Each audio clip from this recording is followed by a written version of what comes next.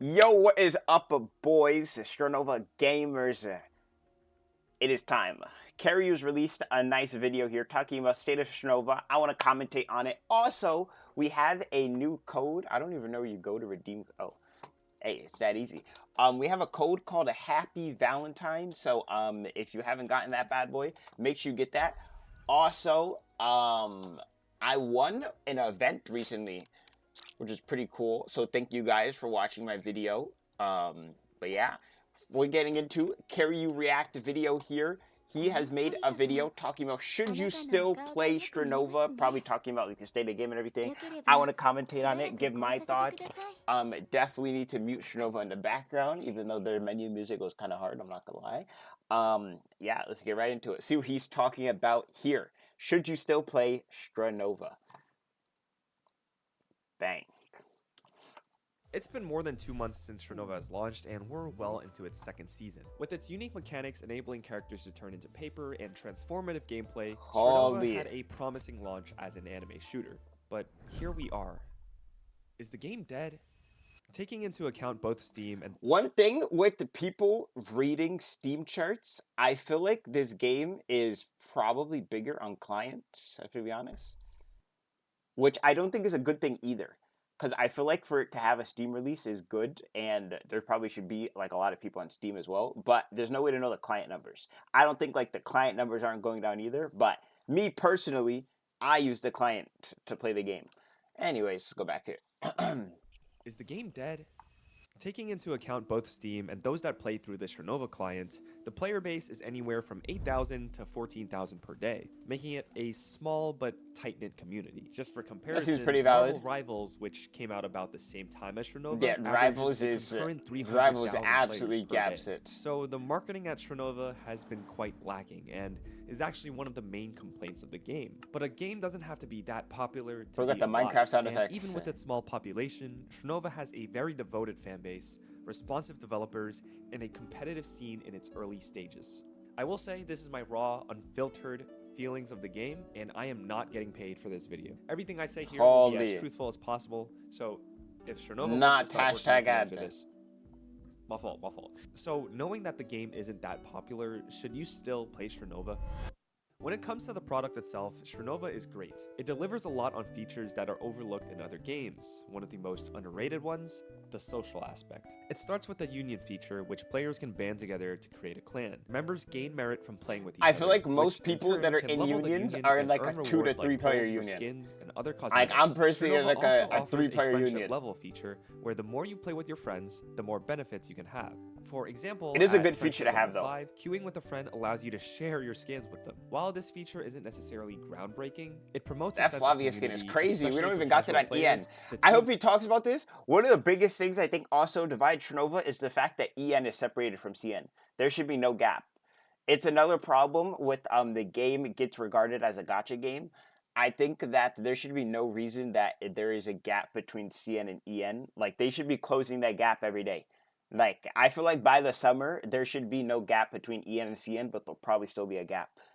Because if you don't know, the game only came out a year prior in CN, so like they have a lot of catching up to do, but like the stuff exists already. I don't know. I feel like just put it onto the game, you know? Like I don't know.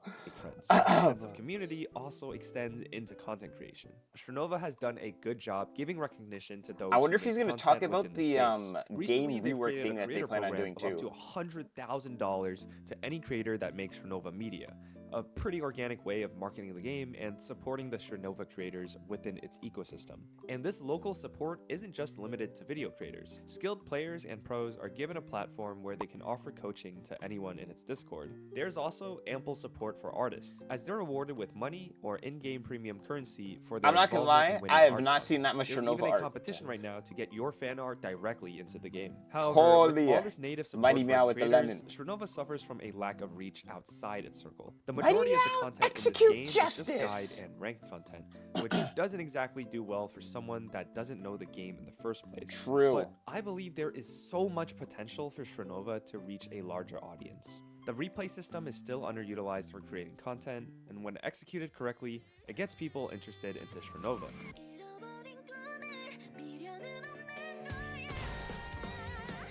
That leaves my Guy got last the point. CS:GO How or does this COD game feel montage. competitively? As someone who can't stand playing unrated in any game, Ranked is in a pickle. Currently, Ranked does not have enough players nor incentive to play.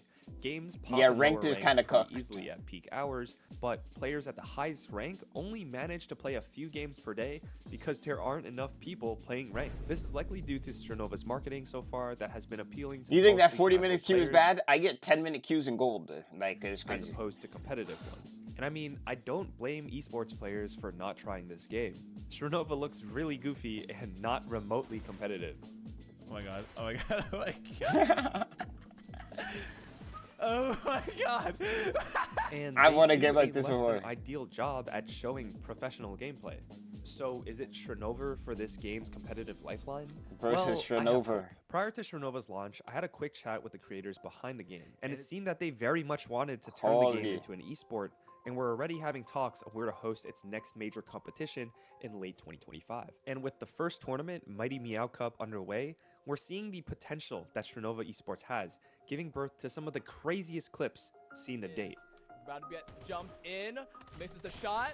Blexus takes Okay. down Bree. Does he? Okay. He takes down a city from Blexus. Yeah, look at this. Finds Great bullets util usage onto from Blexus. Aqua.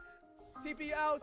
Uses a different TP. needs to The stick, he TP needs to mind spike. games are faked. He goes ahead. He Galatan was looking. TPs He are was so blocking the crazy. shots. TP goes in again. Can he find the shot? Oh. Yes, he can. Oh my Yes, god. yes. The tournament double has a heading. $2,000 prize Also, pool, that was which 1v4, no? He said it was what it 1v3. means, but gives us a glimpse as to the possibilities of a competitive Stranova. So, what can Stranova do to stay alive? Let's examine the problem. The general consensus amongst Stranova players is that the game's marketing is poor. This thread from 2 months ago accurately predicted its current player base, with many comments saying that the game's advertising is just ineffective. One comment says, True. "To be honest, I only came to the game from a video I saw on Twitter. It wasn't even an advertisement. It was a random dude showing the Stringify gimmick, which at the moment I thought it was a bug." They Other might have seen comments suggest that XQC. it's FPS players and gotcha This players is exactly what I was talking about. Oh my god. I've been telling everyone this. Everyone thinks like there's like a big bubble of knowledge. A lot of people think Stranova is just a gacha game. And that's the problem. It literally, they think it's just a gacha game. That's a big problem. That is like a big like wall of player base. I don't know what they have to do to divide themselves from that, but the fact that so many people think Stranova is just a gacha game is a big problem. All I'm saying. And it's not like, oh, gacha game equals like bad or something, you know. Obviously there's like big huge gacha games, you know. I play them. And it's not like there's not gacha game players, but then as you see here, then when you try giving the quote unquote gacha game to the gacha game players, when it's an FPS and they don't play FPS, then they're also not interested. This is exactly what I've been talking about. get confused as to what the game actually is. And maybe it's the ambiguous nature of their trailers that are represented by a slew of corporate music and boring gameplay that drives competitive players away and only invites gacha players. And I mean, with the popularity of titles like Genshin, Yeah, they and could its definitely anime do some aesthetic, bigger and Valorant trailers. with its kind of Damn, he made this. but He made this super recently. I thought he had this video like already. He put Mizuki's trailer. very Crazy. competitive game. Stranova should, in theory, be able to succeed. I like to compare Stranova to Fate Trigger, an unreleased anime shooter which launched a playtest in late 2024. It's arguably more Gooner coded than Stranova, and Yeah, was those extremely physics don't even unoptimized make on its any playtest. sense. But it peaked at 61,000 viewers on Twitch and seems to have a lot of interest behind it. I feel like Fate Trigger did something right with the trailer in showing both a cinematic feel and demonstrating gameplay at the same time. Now, credit where I feel like credit it's is also due. a BR Stranova's trailer is versus equally a good strategic, or even better strategic game. cinematic-wise, but you don't really know what you're signing up for. For a complicated game like Stranova, I think combining cinematic and gameplay makes for a better trailer that'll be able to convert more people. So what about the people they're sponsoring? Some sponsored content makes a lot of sense and probably converts pretty well. Take a look at this Yugiri cartoon from Simi and Chap Chap. Yeah, this artist is goated.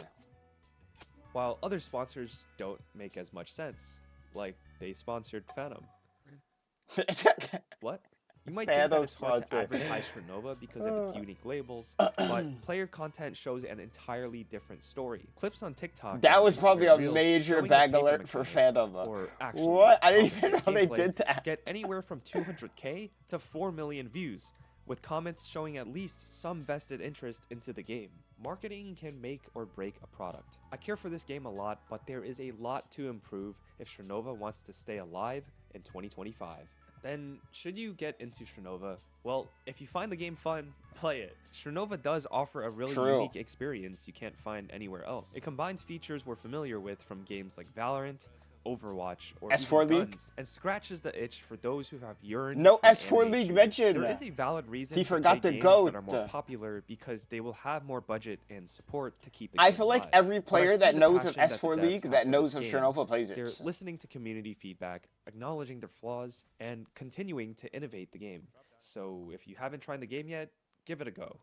It might just be your cup of tea. Holy. Go to Karyu video. Go to Karyu video. That is a thumbs up. That is a thumbs up. Oh, I'm not even subscribed on this account. You can subscribe to Karyu on this account. Anyways, yeah, that was a good video there. Like I said, my biggest thoughts is the thing of the gotcha game identity. I think that's a big thing. And then also ranked play, you know.